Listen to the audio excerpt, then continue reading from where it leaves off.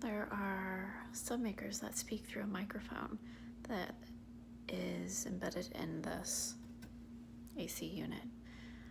The AC unit is unplugged right now. I don't even have the AC on. All that noise that sounds like the air conditioner is really them speaking audibly, and they get really loud. They play musical instruments. So while I'm trying to rest, they're trying to program me and all the people looking through my head to hypnotize them to do what is wicked. And that is just one example of what they're doing through appliances, publicly broadcasting everybody's audible telepathy to hypnotize people according to their endeavor. And they use my head as like a hub to everybody else that is partaking through the cameras through my head and stuff like that. And that is why these people are being hypnotized to do what is wicked to God and to each other.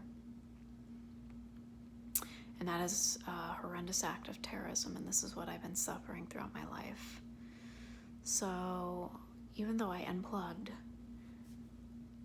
all the cords in my room to avoid shit like that, even though this is unplugged, they still have a speaker in here, and they raise the volume when they want to and lower the volume. And aside from that,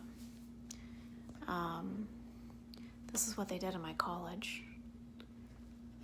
This was trafficked from my college dorm room to my present housing area.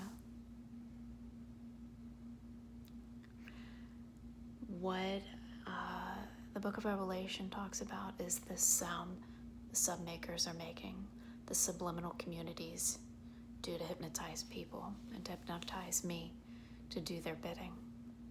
This is why my wives, my soulmate brides, have been hypnotized against me. They do that telepathically, they do that audibly, right through devices and appliances. They broadcast that publicly through the airwaves, things like that. And in the Book of Revelation, this is why they will be destroyed and their sound will no longer be heard.